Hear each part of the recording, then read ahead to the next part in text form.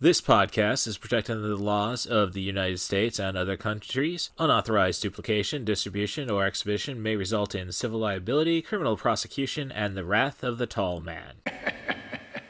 Boy! Hey, let's talk about you, the ID10T community events at ID10T.com, like Russ Stevens, aka Cat Bus Russ, who has started a podcast called 90 for Chill, which Russ says is dedicated to movies with a runtime between 74 and 99 minutes, the time frame that I feel is ideal. Russ, I could not agree with you more. That is a fantastic idea. Russ goes on to say there are times you need a cinematic fix but don't have time for the latest Scorsese masterpiece or offering from a comic book universe. There's also times when you need a conclusion to prevent a binge costing you a whole night. My guests and I try to follow these guidelines as we chat up features that are definitely worth your time and are beyond easy to make time for. 90 for Chill, the podcast, can be found on all major podcast platforms at 90forchill.com, and that's spelling out 90, Ninety, 4 FOR, chill. So there you go. Thank you so much for sharing, Russ. Really great idea for a podcast. Events at ID10T.com for everyone else. Little Hand says it's time to rock and roll. Bring the noise.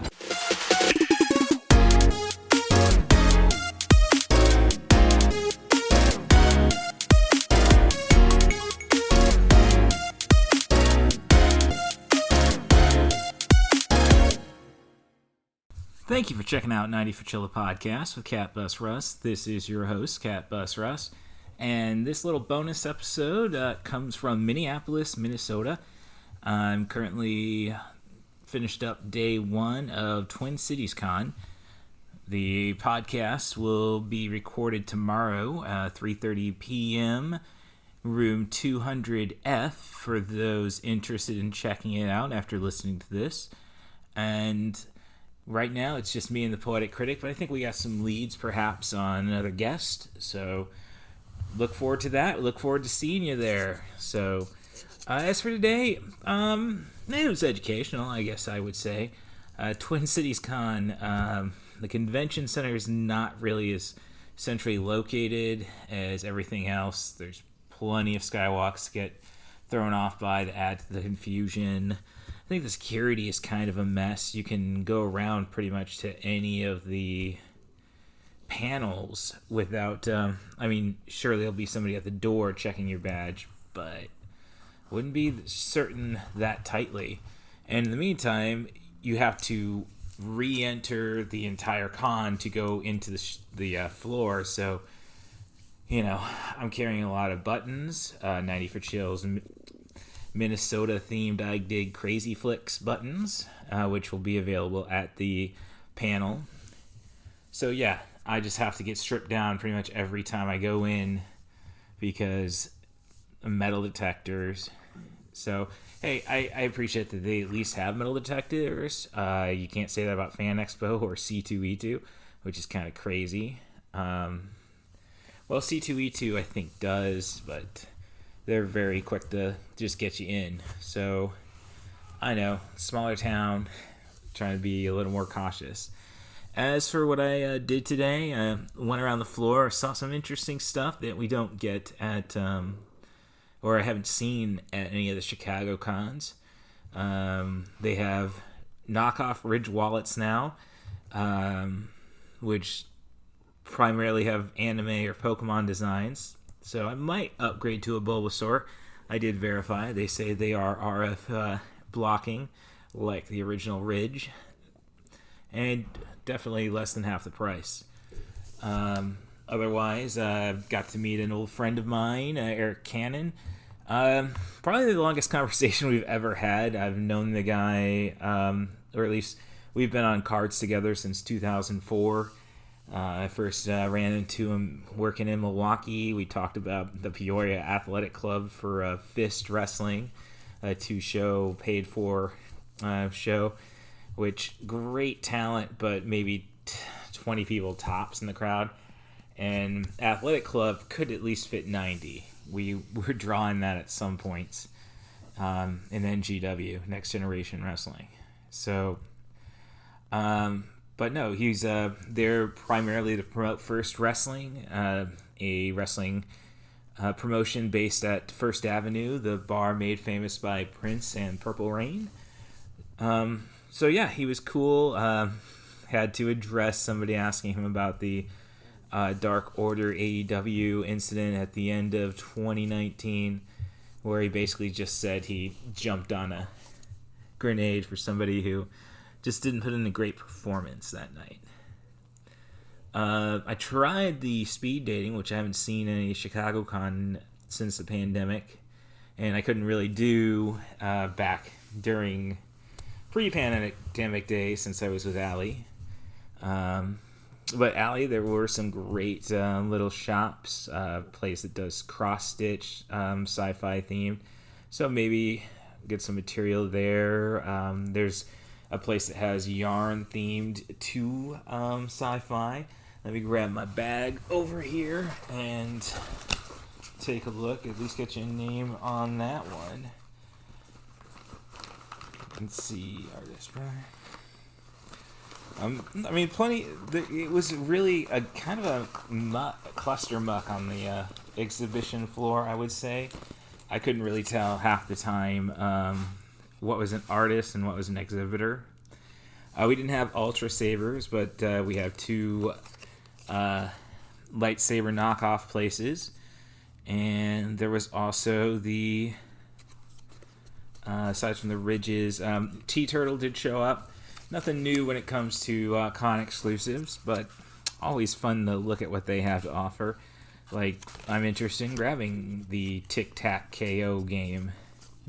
So, a tic-tac-toe, except it says you get to smack your opponent. So, yeah, I'm there. As for the company that had the video game themed yarn, that would be Nerdy Knits, and that's at nerdyknitsyarn.com. That's NERDYKNITSYARN.com, and you can find them on Instagram at nerdyknitsyarn. So a lot of promise there. I don't know if Allie's gonna really get behind it since she doesn't have the video game knowledge, but come on, who doesn't love Earthbound? And I believe another company that had the cross stitch was Sugar Plays on Etsy.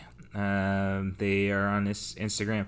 All they really had was QR codes, but Sugar Plays, Sugar Bee Plays, SUGARB Plays on Patreon and Etsy. So hey, at least somebody's doing the Patreon thing besides myself. As for panels, I checked out, just trying to get a layout of the room. The first panel I went to was the first panel of the day, and the show didn't start. They didn't open up till noon today. They'll open up earlier tomorrow, but panels didn't start up till 1, essentially. So the panel I checked out first was... Get to my schedule. And the app's a little sloppy as well. Killer Characters, which is we have a group of authors who are working together, led by Chad Corey and Jerry Red Shepherd. And basically they were just going through the psychology of creating a lovable villain, dare I say. One that you want to see do bad things. And you do want to see who you also want to see get their comeuppings. So, it's a lot of fun talk about, how you turn the protagonist to an antagonist, how you, make them definitely the untold narrative that you put together. And hey, maybe you can write as a spin-off. The only thing really I got for, say, movies was... They say in books, avoid the save the cat, kill the dog thing. And we know I've done a podcast about killing dogs. So that's a good thing, I think, to keep in your movies. They say, you only get so much time in movies. Well, obviously, that's not necessarily true since I do a podcast about movies of the ideal runtime. So,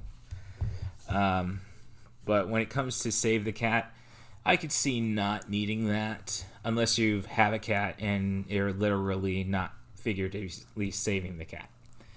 I believe I've spoken about that concept with the Poetic Critic before on the podcast, so we'll leave her there. And then I did try the speed dating, which by the time they get everything settled in, it was hosted by the Nerdless group that's going to be playing tomorrow. I'll probably skip that if I get Brian Posehn tickets. But they were a cool bunch of gals. But by the time they get us all set up, and then I think they gave us like 4 minutes a date, and it was a sausage party essentially. So, I mean, basically, if you wanted not to move, you can sit in the middle, and we'd all move around you.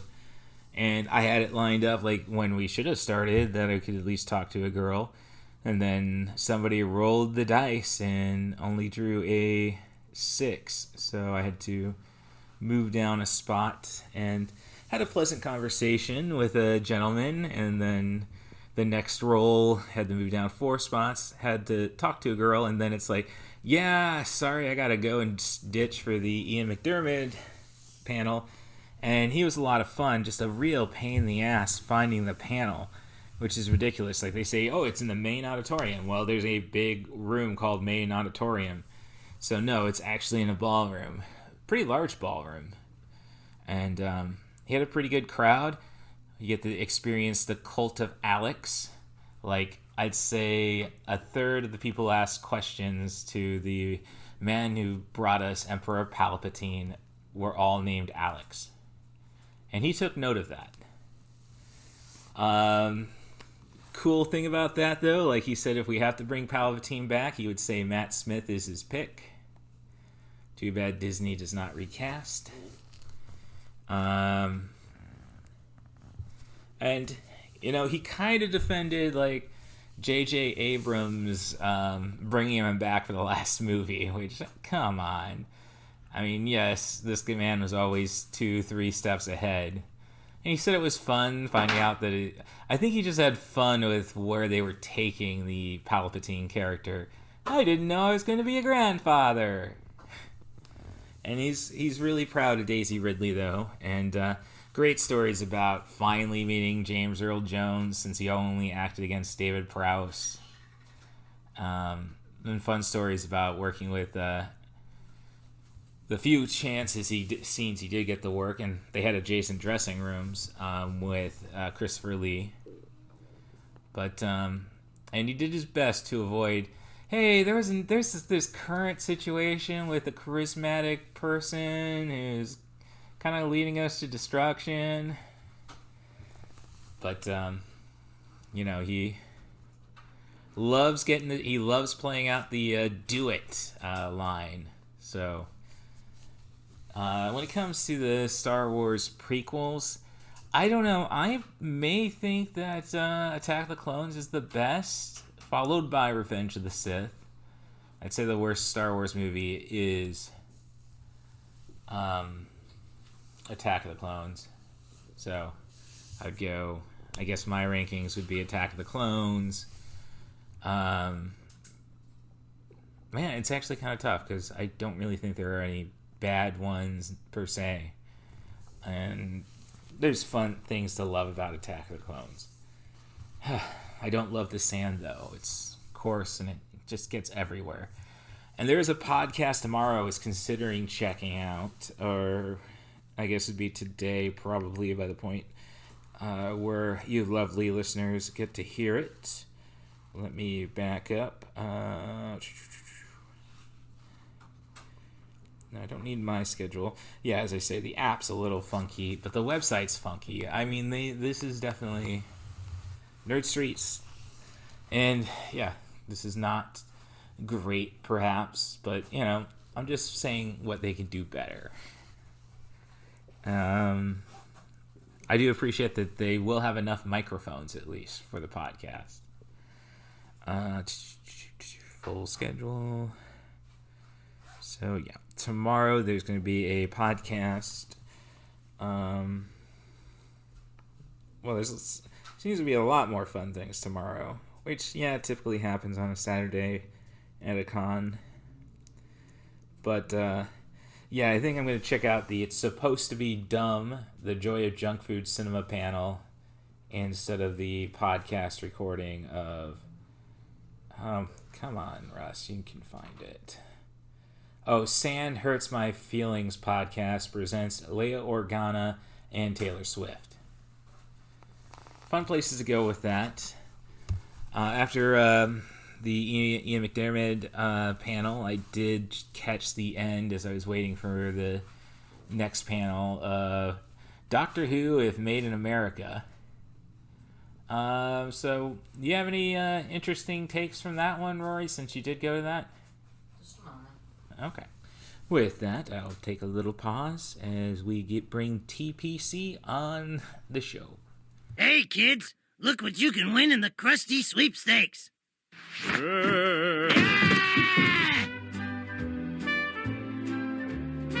To enter, send me your parents' brains. All right, parents' brains on a 3x5 card and send it to... And here is a review for a film to justify the purchase being a write-off for I Dig Crazy Flicks, LLC.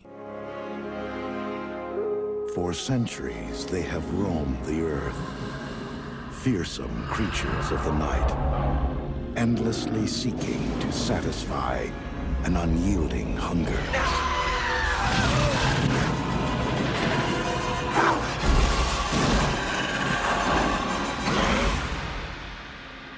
Now, the world's last vampire is about to encounter something infinitely more terrifying than himself.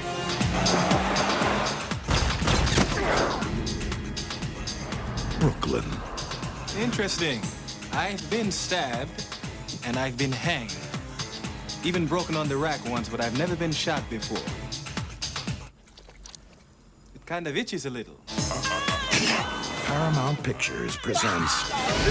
No! If you're hungry, I'll run you down to KFC down the street and hit you off with a 2-piece. I already had Italian. Eddie Murphy. Do I look like I would bite you? Angela Bassett. You bet not. Not after the day I've had. Eddie Murphy. Everything! Come on! Move it!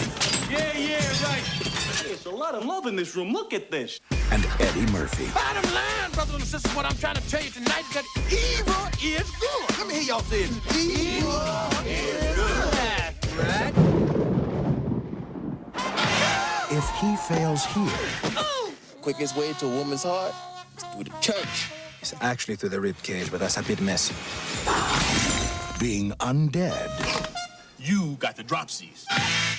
...won't be worth living. I'm a cop. If you try anything funny, I'll shoot you. Women. Vampire in Brooklyn. I would love to have you for dinner. I guess I was just in a Wes Craven mood after listening to the Booze, Boobs, and Blood podcast about the original Nightmare on Elm Street, a film I haven't done on this podcast yet. If somebody wants to jump at that, you can always send me an email, russthebus07@gmail.com. That's RUSSTHEBUS07@gmail.com. I decided to use my Paramount, or justify my Paramount Plus subscription by watching Vampire in Brooklyn. You know, it would sound like a silly movie back when I was a teenager, like how horrific can it be? And honestly, maybe Eddie should have tried playing it for the PG-13. I mean, yeah, it takes away some of the sexuality of it. Then again, like... you kind of wish you could do a little more ridiculous stuff, makeup effects, you know, instead of just paying an Italian at one point or his Al Sharpton impersonation. But Eddie Murphy, I think, is pretty solid in it. He knows the assignment. He's playing a Bermudan vampire. He knows that it's got to be on level, at least, with your typical Transylvanian vampire. And I like the lore they established at the beginning of the film, saying how vampires either left the center of civilization for Transylvania, or they left for the Bermuda Triangle. So it's cute lore. Yeah, it's just you really wish for more humor in it, but it's really fast, straightforward. So I don't know if it's better than Renfield, but I just I guess I don't know. I just had fun watching it. It shows that Wes Craven's scope isn't really quite there. If you look through his career, it's all pretty limited stuff. So Brooklyn might be too big for him, or was too big for him. Rest in peace. Maybe comedy pacing wasn't quite right for him. But as I say, it's a fresh new lore for me. It plays with the traditional rules while still using the traditional rules. Fun bits involving church. I guess you put Angela Bassett in a vampire movie, I'll watch it. I'm a real big fan of Innocent Blood. So maybe that was really what was missing. Is this should have been an Eddie Murphy, John Landis work. And I know the two did not get along, I think after Coming to America, and definitely after Beverly Hills Cop 3. But I think if you would have had more of the John... Because there's a ghoul character who's very much in the vein of the people who end up getting killed by the werewolf in An American Werewolf in London. I think Eddie had that kind of idea. It's also written by his brother Charlie. And actually, another set of movies I'd love to do on this podcast, the Wes Craven Dracula produced series. Wes Craven's Dracula 2000, Dracula 2, Dracula 3. I guess that's just part of the charm of vampire horror in the 90s. I know the Dracula movies are obviously after 2000, but definitely throwbacks in a sense that you just got to get them made. Hence why Dracula's recast 3 times in the Dracula series. So, and funny on that, Patrick Lugier, the director of the Dracula series, is the editor on this. So kept it in-house at least. So this is flawed stuff, definitely, but I think it still amuses. Jonathan Witherspoon is great in it. Could have used a few more comedic actors. That's just it. They had a fun lore concept. So I guess Renfield may have done it better just because you had Awkwafina acting against, Awkwafina, Ben Schwartz. So yeah, this one crawled so Renfield could walk, essentially. So we haven't gotten the perfect vampire comedy. At least we got to go all the way back, I'd say, to Love at First Bite, essentially, is probably the top, but I think we're getting there. So a little more work, and I think this is good homework for those screenwriters who want to create it. Superman! And we have the Poetic Critic. Let us know about the Doctor Who panel. Did you check out any other panels? I didn't check out any other panels today. It was kind of a light lineup because, not as many people come in on a Friday anyway. But what if Doctor Who Were Made in America did start late? Yes. You knew about that since you sat in on the end. All it was these two hosts spitballing their ideas for who would have played the Doctor had Doctor Who been an American production, coming up with an alternate history for the show where it didn't really do well in the UK, so shortly thereafter the concept was sold to the American market. And so they worked their way through the actors they would have had play the Doctor over the years, trying to keep it in line with what performers were peaking in their careers or just past them in real life at the time they would have appeared. And some of the ideas were really interesting, and they encouraged the audience to make their own suggestions and rebut. It was made the panel very lively for just two people at a mic. Some of the better suggestions that got thrown out there were Burt Reynolds is the third Doctor as opposed to John Pertwee, And they did make a pretty convincing argument for that. And my favorite was the idea that Willem Dafoe could have played the 12th Doctor. I mean, if we can't have Peter Capaldi, that would be a pretty reasonable choice. Did they get a War Doctor? No, they didn't. And I talked with them about it afterwards, but they didn't. Their alternate history didn't really allow for working in concepts like that. That's pretty interesting. As I said, they were kind of cut short. They couldn't really go into detail about who they would have cast as the Master, and they didn't even try to consider all the possibilities for companions. Oh, no. Because not in 45 minutes. Yeah, you couldn't do that there. Well, I talked to the hosts after the panel, and they had some interesting things to say about how they might have rethought the Daleks in an American version. So I don't know, that's like, kill. I'd make them cowboys, actually. No, they were thinking something more like tanks. I don't know. Now I'm going to that James Gardner movie. See? No, well, not huge tanks, but the design is more like little individual tanks for the little mutant the casing for the mutant. So that was a really enjoyable panel. All right. Yeah, the panel after that was how to start a podcast. And, I think it was just a bunch of podcasters in the room trying to figure out what can I take from this guy. It was an interesting, really it was just talking tech and talking concepts.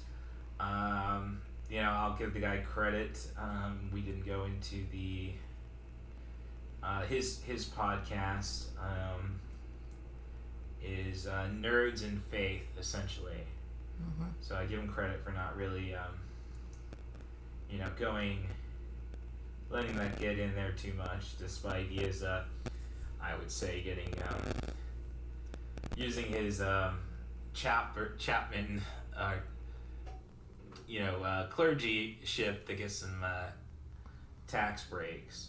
So I would be remiss if I didn't say that the guys who handled the Doctor Who panel were for the cast members of something called Impromptu Who. Okay. Well, I feel they need to get credit because they were very friendly. I didn't get their names, but they were very pleasant to talk with. So, so it was Nerdy Folks was the podcast. And they gave a lot of people. It's going to be interesting tomorrow because I think podcasters are sitting on other podcasters. Yeah. So that's promising. We get people. But eventually it became people started to ask questions before they were going to come up in his slideshow. So I think they kind of stepped on him. And I don't know, sometimes with nerds, I get in a Donald Gibb mode.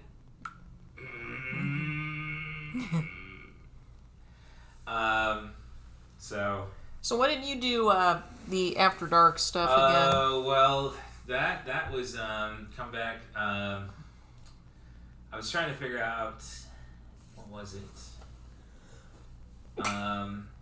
Really I was trying to see if I can get some last minute food.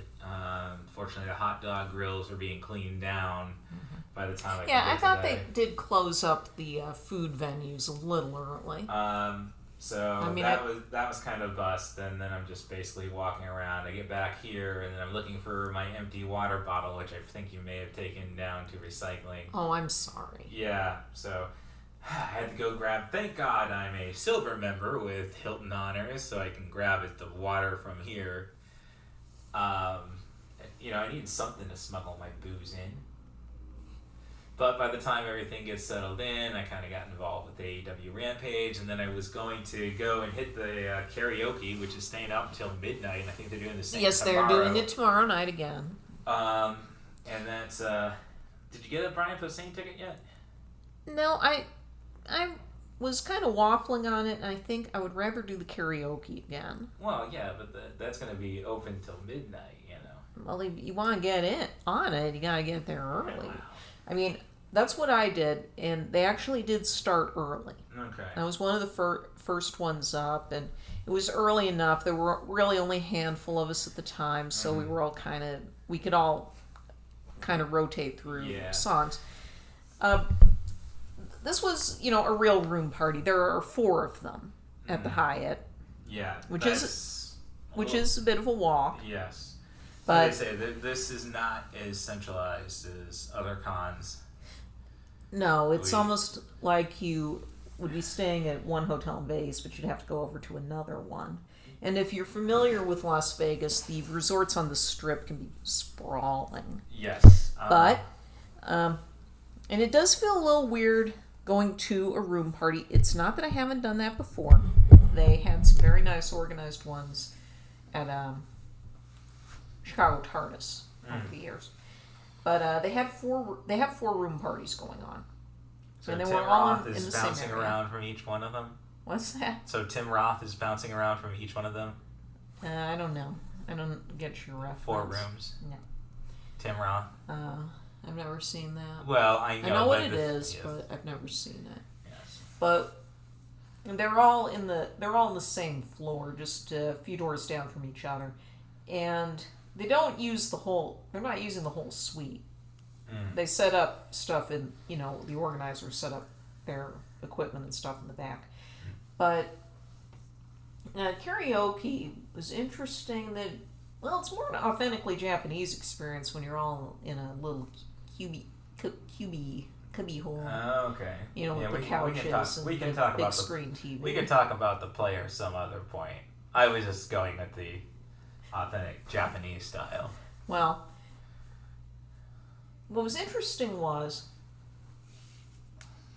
that it's set up with the same app that they use now at C2E2, which, for those not familiar, there is a karaoke app that is set up for that can be set up for an individual venue where the participants scan a QR code, which on their phone, which queues up the song list, and you can select your songs from there, and you can see a full queue. And what we had a lot of people there, and there were tons of people by the end of it, which is about when the time I left. I was getting a little tired. I left about 9:30. Yeah, as by that I point, said, I they was started trying to get there, but by the time I got to the skywalks, I realized I had left my badge in the room. Oh. And it's I figured, okay, I'm gonna make it to the Hyatt. Let's see what happens. Yeah, you would have needed that to get help getting. Yeah, it was honestly the security is kind of screwy around here. Like, you have to pretty much go and get rechecked every time you go onto the floor. Yeah. But you can go around to any of the rooms, panels, freely.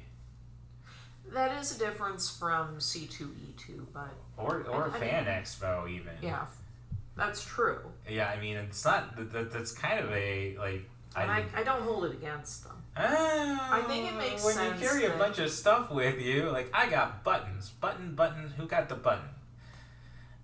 So getting checked every time is kind of I appreciate they have metal detectors, which is something Fan Expo does not have.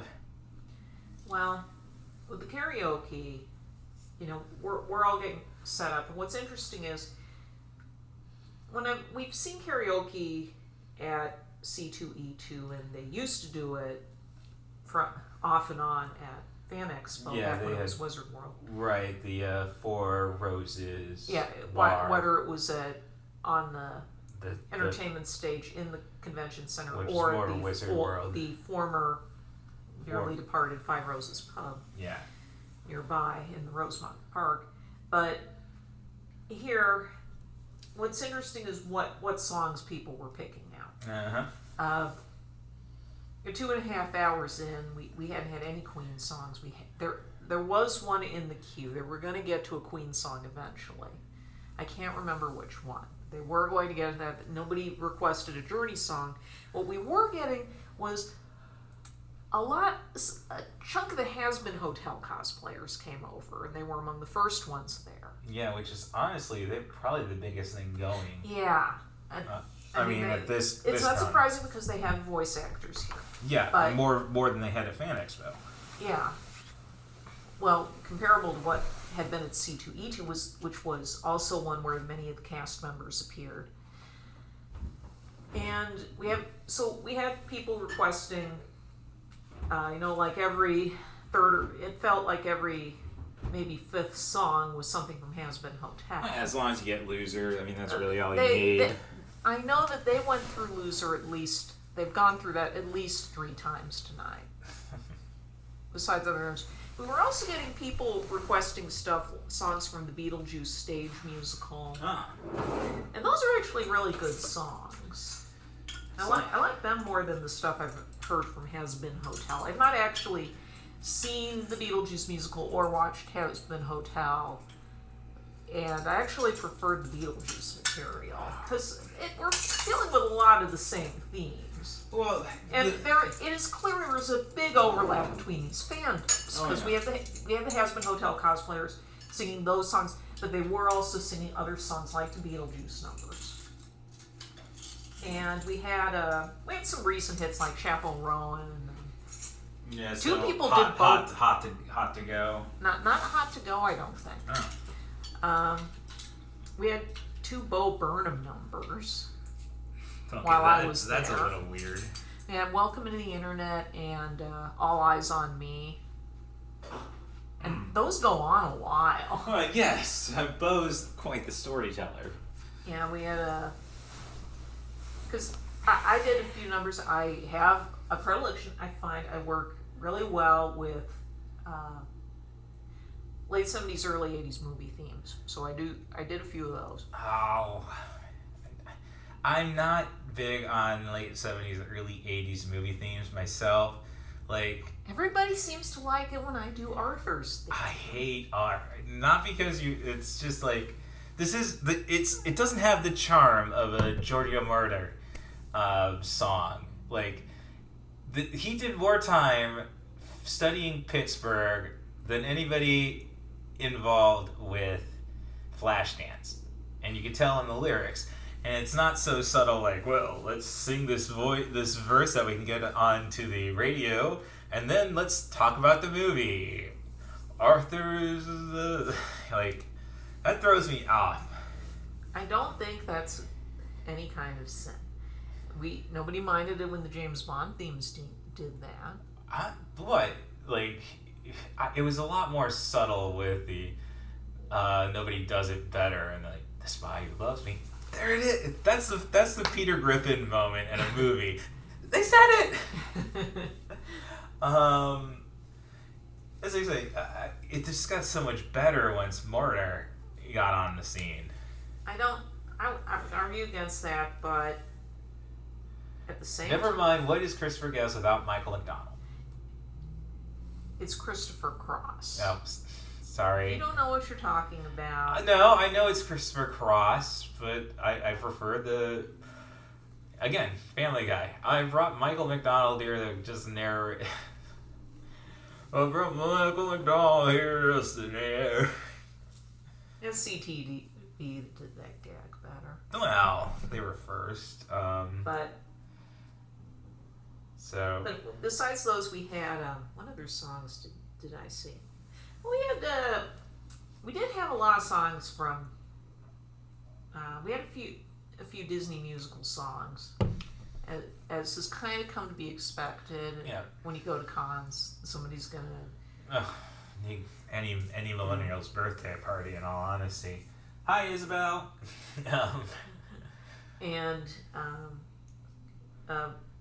I actually did Dare to Be Stupid, and there this we was go. early on, so I think that helped break the ice. Another guy did Hardware Store, and he was really worried he couldn't do it, but he pulled it off. Everybody loved it.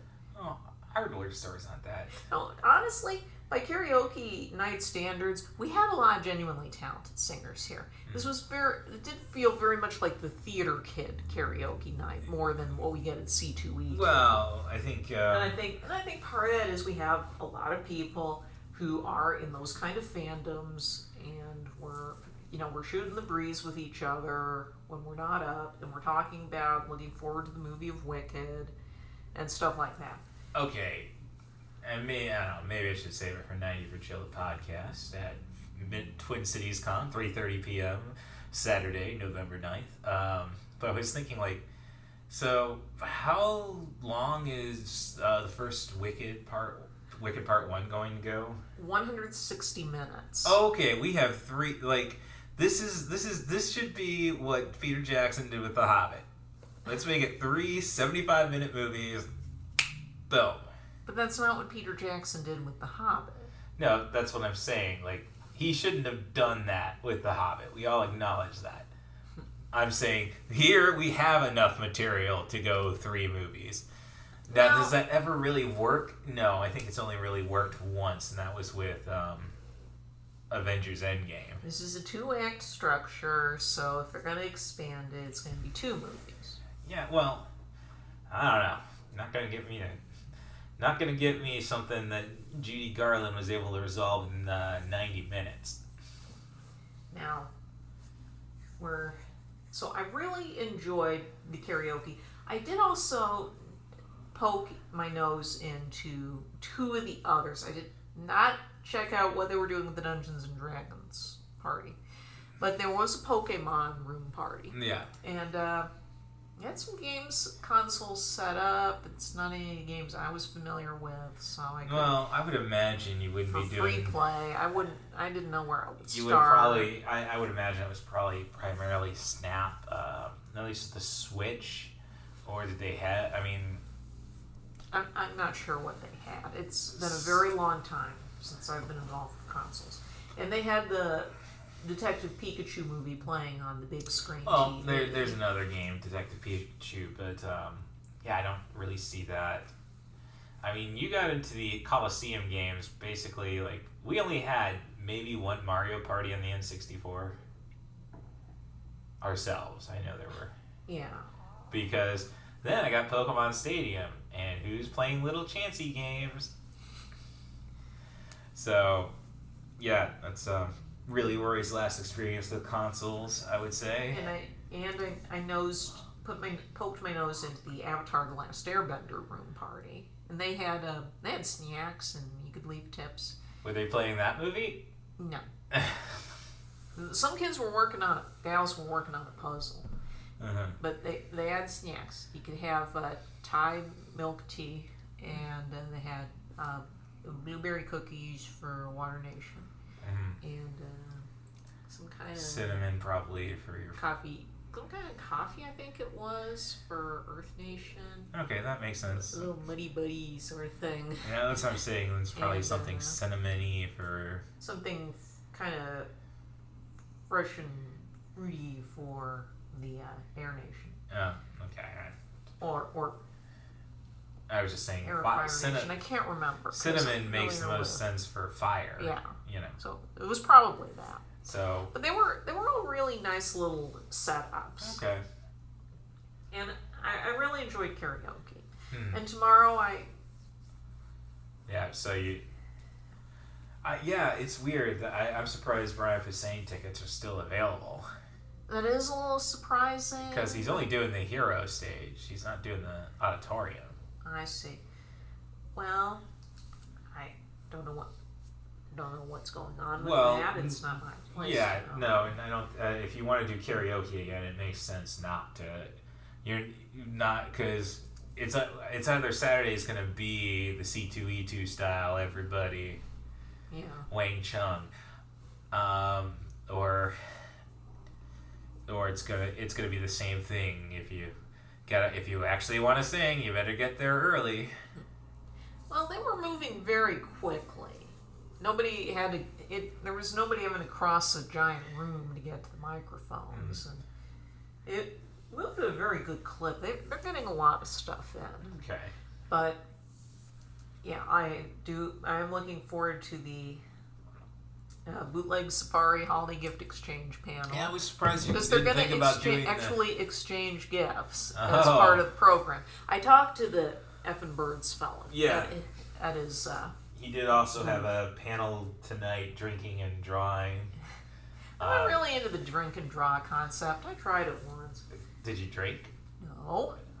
You see, I got some record legs in the fridge. I think you'd like that. They're kind of a Sprite with booze. I'm happy just getting like a nice coffee or something. Things like this. I got a hot chocolate at the Starbucks, the hot it when I was waiting for karaoke to start. Oh, nice. Yeah, I'm of the. So I see you got some Doctor Who figures. Yeah. I didn't get a ton of stuff You on found the it? floor, but they were. Yeah, the floor I think was biggest all right. investment It's was just that new Doctor Who tote. yeah, I see that. It's a very nice one. Oh no, there's some great handiwork out there. Yeah. Not a lot of like. I mean, it's kind of another thing with it is like as I was saying earlier, it's like I wouldn't say the floor. I could tell where the artist gallery and who the artists were and who the vendors were. Mm-hmm. I thought that was a little confusing. But no, a lot of interesting stuff, and yeah, a lot of good totes. I'll probably buy myself a bootleg Ridge wallet.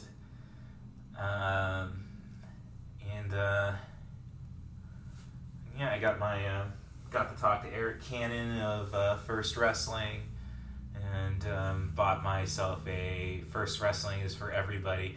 What I was really looking for is trying to find a gay flag that I could kind of put out for the podcast tomorrow, just because I think that's a more unifying thing now than the corrupted Stars and Stripes. Like, we could at least get rid of 5 stripes, you know, for those southern slave states. Yeah. We already give them the Electoral College, they're getting enough recognition. So, yeah,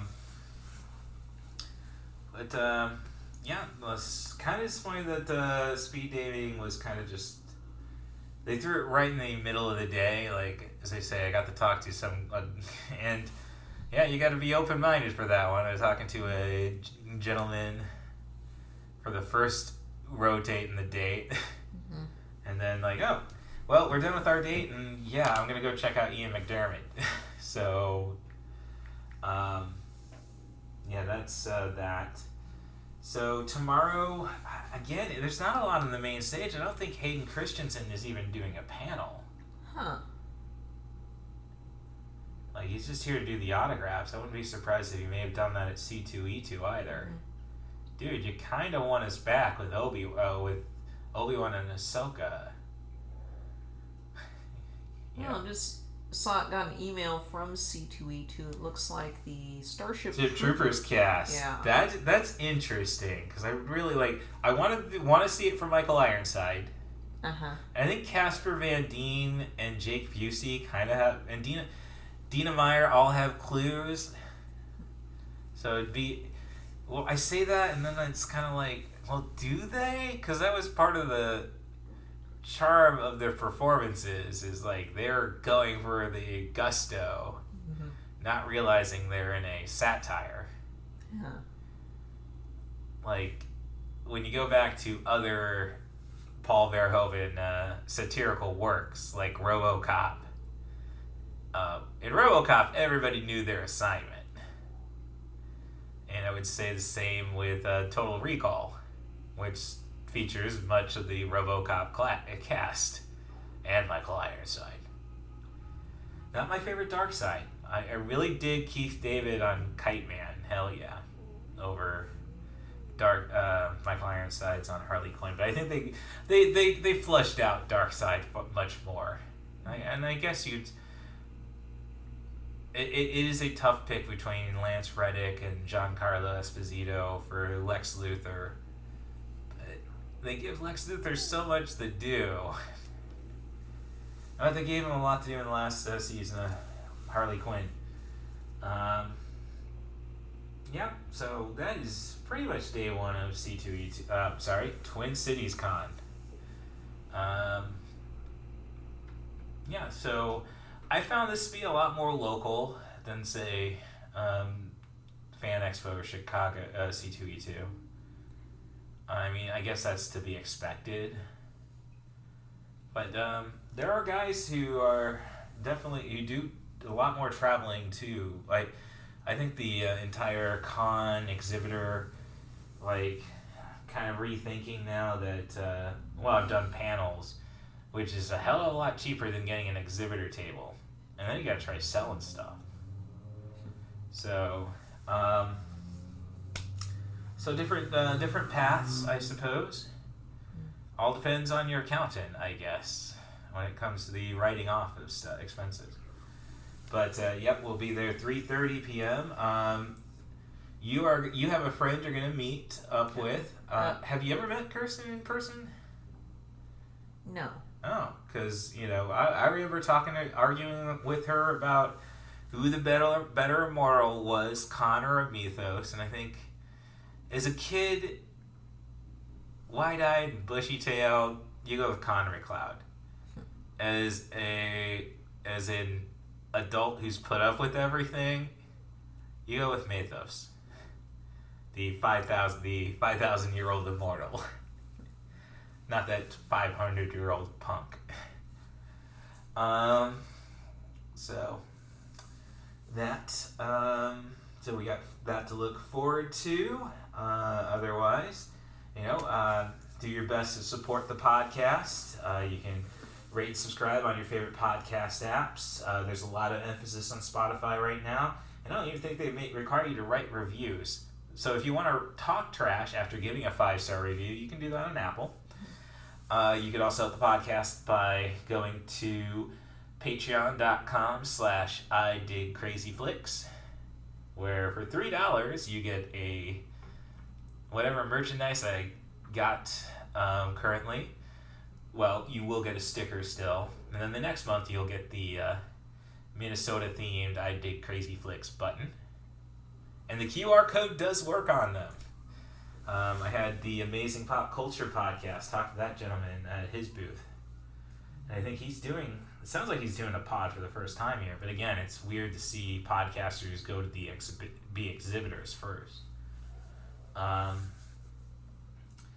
$3, you get a shout out on the show, like my good friend Tim Bates, friend of the show, and this Scoop Staley guy who I think was involved with AAW back in the day. I don't know too much about that guy. So that's $3 a month for that. And, if you're from the Champaign-Urbana area, I'll buy you an energy drink to make up for it. This is all just it's a ruse, dare I say. So, otherwise, I just gotta thank Stacia Marie Harden for keeping me going on, being an inspiration. I hope she's doing the same for everybody else she touched in her life, and I hope she's enjoying the ever fluffy aberration that is Skimbleshanks the One-Eared Angel. So, we will talk to you tomorrow, I suppose, but I'll try to post another bonus episode. I got to get rid of my tax write-off reviews that I did before I came to the show this weekend. And look forward to seeing y'all at Twin Cities Con, 3:30 p.m., room 200F. The F is for fun. Thanks for listening to 90 for Chill, the podcast. Can I hear a wahoo?